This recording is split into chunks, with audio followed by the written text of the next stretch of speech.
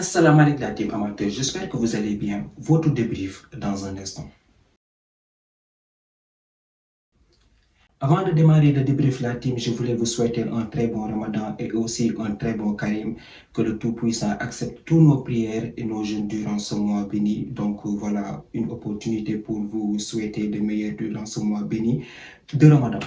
Maintenant, venons-en à notre débrief envers cette équipe-là. Et cette équipe-là, aujourd'hui, en fait, je viens dans ce débrief. Je ne sais même pas si je dois vous faire un débrief normal ou bien sortir tout ce que j'ai sur ce cœur par rapport à cette équipe-là. Parce que depuis que je regarde le Real Madrid durant cette saison, on dirait des montagnes russes. Cette temps-ci, ça ne va pas, d'autres, ça ne va pas, ça ne va pas. Et aujourd'hui, quand j'ai regardé cette équipe du Real Madrid, franchement, il y a des choses, je ne comprends pas dans cette équipe-là, ce qui se passe. Parce que je ne peux pas comprendre. Il y a 2 semaines, on avait notre destin en main. Il y a 1 semaine même, je dois dire.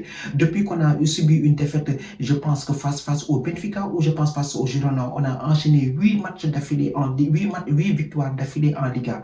De ce fait, quand tu regardes ce Real Madrid-là, depuis qu'Arbeloa a pris les rênes, c'est vrai qu'il y a eu des défaites éclatantes, mais ces temps-ci, il y avait du mieux dans l'équipe. L'équipe jouait bien. On est repassé devant le Barça, une équipe dont ton rival, dont ça fait maintenant plus de 2 mois, tu étais en train de courir derrière lui pour avoir la première place du classement. Et de ce fait, tu sors d'une très bonne semaine en allant taper le Benfica dans son stade sur le score de 1-0.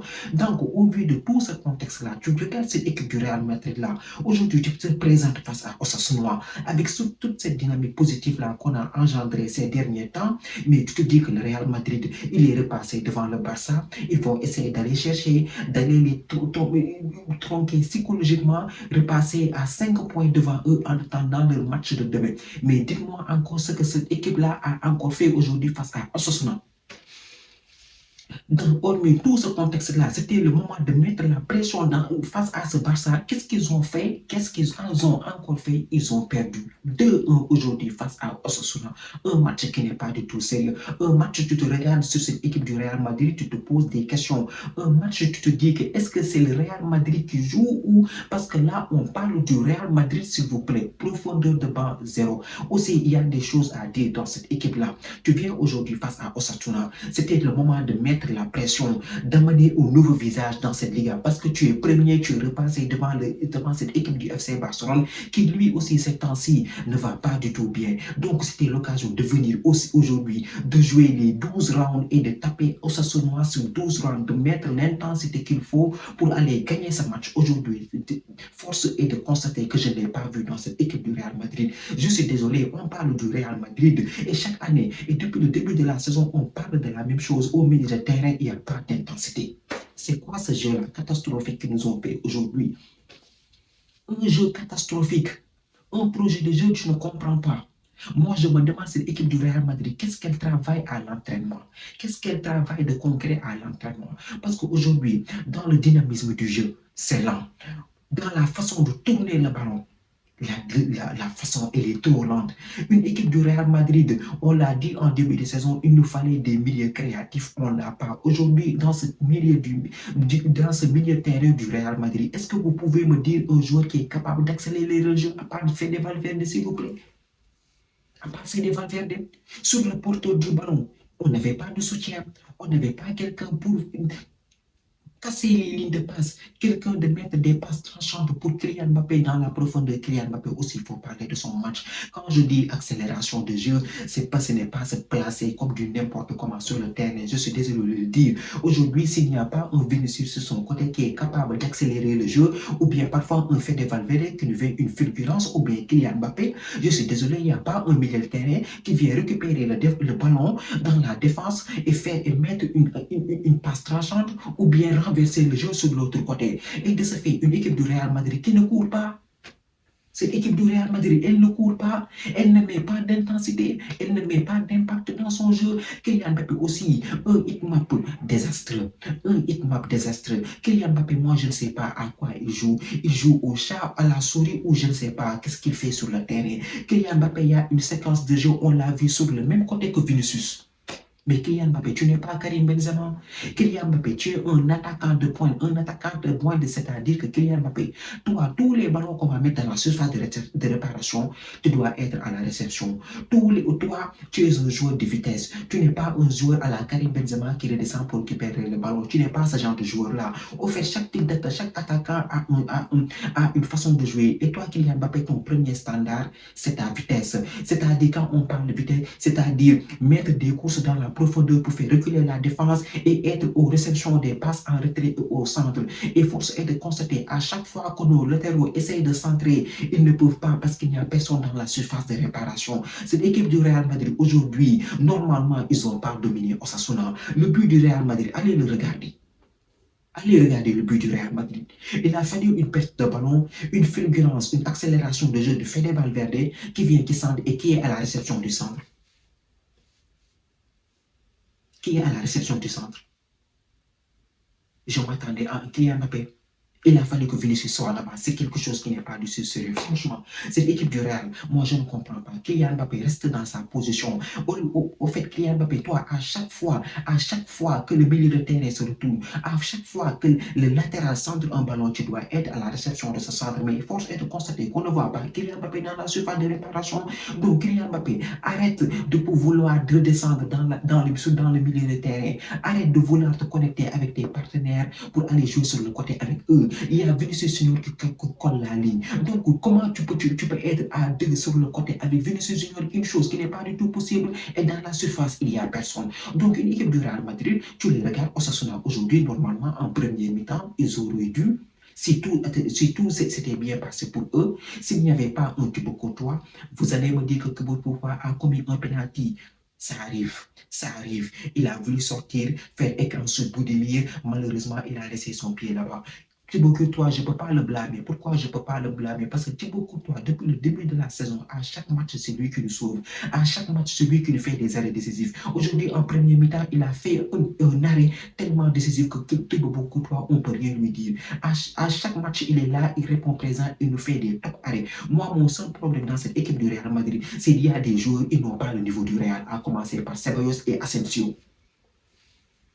Match catastrophique de leur part. Commençant par Asensio, franchement, Asensio, défense centrale, pardon.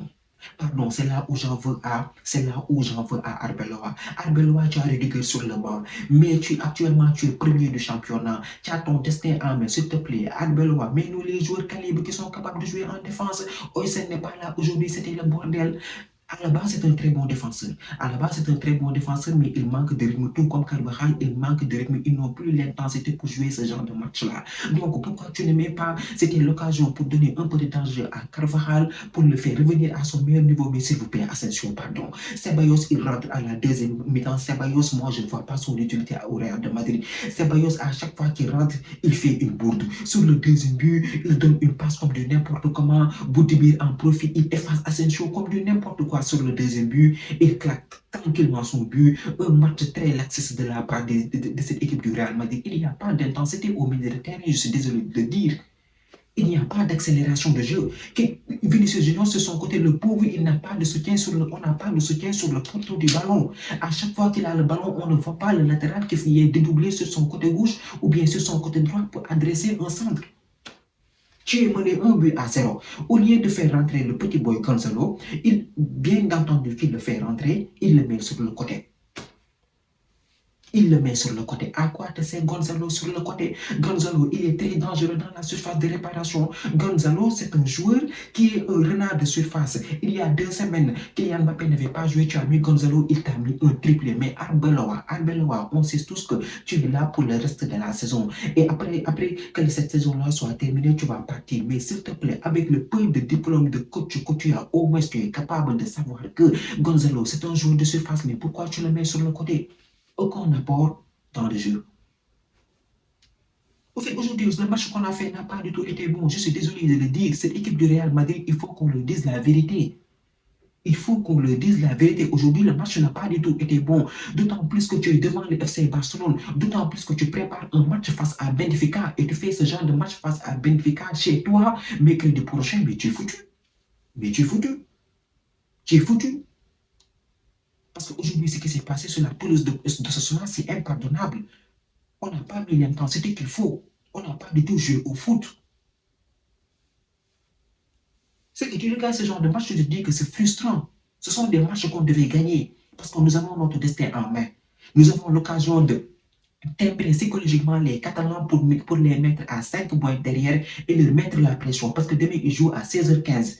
Là, tu leur donnes l'occasion de repasser devant toi avec 1 point d'écart. Alors que ça fait 2 mois que tu es en train de courir derrière eux pour les rattraper. Au fait, cette équipe du Real Madrid, elle n'est pas du tout cohérente. Je suis désolé de le dire, ce n'était pas un problème de coach. Le fait qu'on ait renvoyé Xabi Alonso, moi je dis que c'est pour cette équipe-là. Le problème, ce n'est pas un coach. Le problème, c'est les joueurs. Et aussi, il y a des joueurs qui n'ont pas le niveau de jouer au Real de Madrid. Je suis désolé de le dire. Asensio, Ceballos, ils doivent tous partir. Même le pauvre Brahim Diaz, tu le fais rentrer, aucun apport. Il a même perdu confiance en lui. Kylian Mbappé, un jour de son niveau, aujourd'hui, le match n'a pas du tout été bon. Le match n'a pas du tout été bon de sa part pour un joueur qui se dispute pour aller chercher le ballon d'or cette année-ci. Mais le match n'a pas du tout été bon parce que Kylian aussi, il faut parler avec lui. Il faut parler avec lui, il faut lui dire de rester dans la surface de réparation, de se servir de sa vitesse pour nous mettre pour qu'on lui mette des passes en profondeur. C'est là qu'on a besoin de lui. C'est là qu'on a besoin de, c'est là qu'on attend qu'il nous claque des buts. Mais pas qu'il aille se mettre sur le côté de Rodrigo ou bien sur le côté de Vinicius pour être à 2 là-bas, de se faire dans la surface de réparation. On n'a pas un joueur pour reprendre les centres et on perd des occasions. On n'a pas de joueur pour accélérer le jeu au milieu de terrain et c'est frustrant. Franchement, aujourd'hui, tu perds 2-1 face à Osasuna et tu aurais pu même encaisser plus si on regarde. Oui, le goal average de Sasuna. Ils auraient pu te mettre 3 buts aujourd'hui. Moi, je pense qu'aujourd'hui, Arbela, il était en train de faire une défense expérimentale. Tu nous mets un Arbel, tu nous mets un Alaba et un Asensio, tu encaisses 2 buts. C'est incroyable aujourd'hui ce qui s'est passé. Donc, le Real Madrid, on perd aujourd'hui 2-1. C'est frustrant parce que demain, si les Couleurs gagnent, ils repassent devant nous. Sans compter mercredi, je ne sais pas dans quel contexte seront les joueurs, mais c'est un match important à gagner pour continuer l'aventure en Champions League.